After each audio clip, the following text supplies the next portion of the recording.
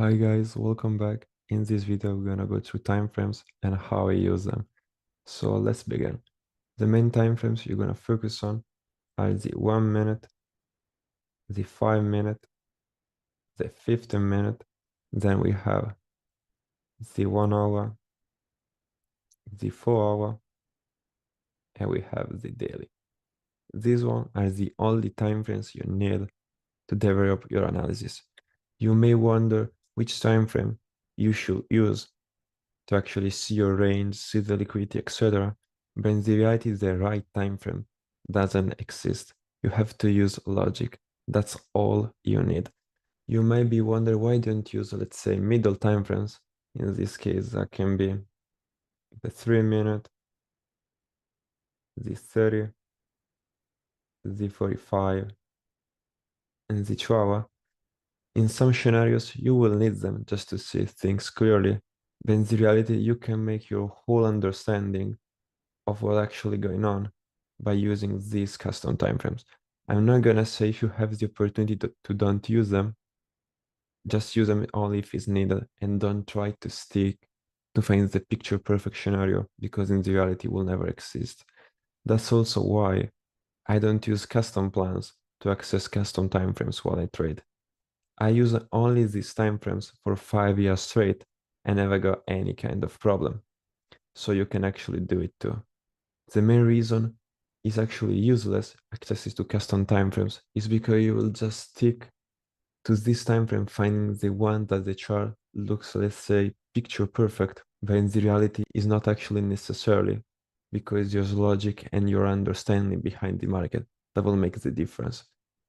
But let's say you find yourself onto a 5 minute scenario when you are on actually way too low a time frame and you just see way too tiny candles, so it's hard to you to find an actual PI, and then you just move up onto the 15 minute and you just say a big bullish block, that in this case you can't take it simply because it will be more than the 50% of your range.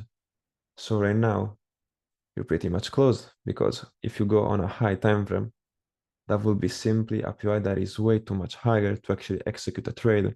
And if you go to the lower time frame, you will simply see noise. And that's where your knowledge comes because you have to be able to use fractals in order to find a PI that can be clearer onto the lower time frame, but can be also clear for you onto the high time frame. This is just our personal preference, but you have to be able to understand both because sometimes market will be, let's say, hard to actually find the picture perfect scenario. And that's where we prepare ourselves using logic and understanding what's going on different time frames. The most important skill for me you're gonna learn to the course is to actually understand what's happening onto some time frames without actually be able to check it. So how to use all of these time frames. So if we begin, since I only look to intraday opportunities, my main time frames will be the daily. Every analysis I make start from the daily time frames, simply because my trade will be just a pretty move inside of a daily candle forming. So it's important to understand where you're coming from, checking, let's say, 2 to 3 previous days to check highs and lows as liquidity and wicks as potential POIs. Obviously, you might need in some scenarios the weekly and the monthly, but at the end of the day, you're most likely gonna need the daily time frame. Also, it's important, as I said, understanding weekly and monthly POIs and liquidity. So if you're actually able to do it, just mark it up. That will make your understanding even better. But let's say if you struggle with them, just go in the daily because it's pretty much all you need. We can call it, let's say, the macro time frame, and then we can move up on our intraday time frames. That will be called the medium ones. So what to do on the 1 hour and the 4 hour? The main thing you have to look for is just finding your most recent range. So you have to find a strong low and a strong high. That will form your range that you have to make sure that isn't yet completed. So you're actually going into them and you can actually take decisions and trade inside of it. That's simply how it works. Now, since it's very important, do I prefer QMs or I prefer three candle formation? To me, they are pretty much the same thing, Obviously, if you see a QM, will be something that will click more into your mind because you can clearly see market taking out liquidity and block structure.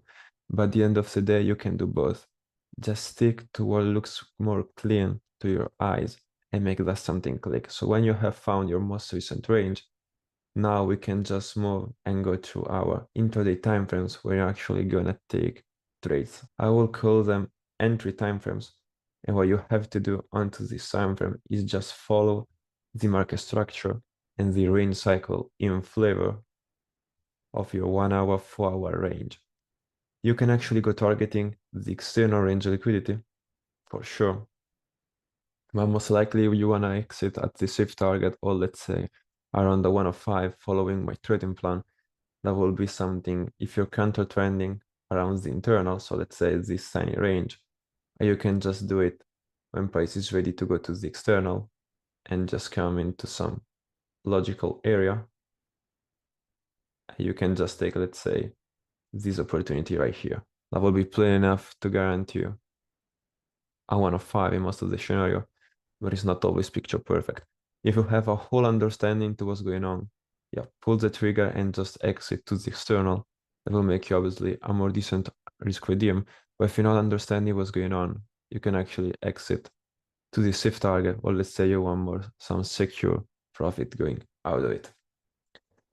So yeah, that's how I use time frame. I suggest you to begin with this time frame and these rules. I already show you to make your trading more simple and easy to understand. And now you have a better actually understanding of what actually search for onto this time frame. So I hope you find it helpful. See you into the next one.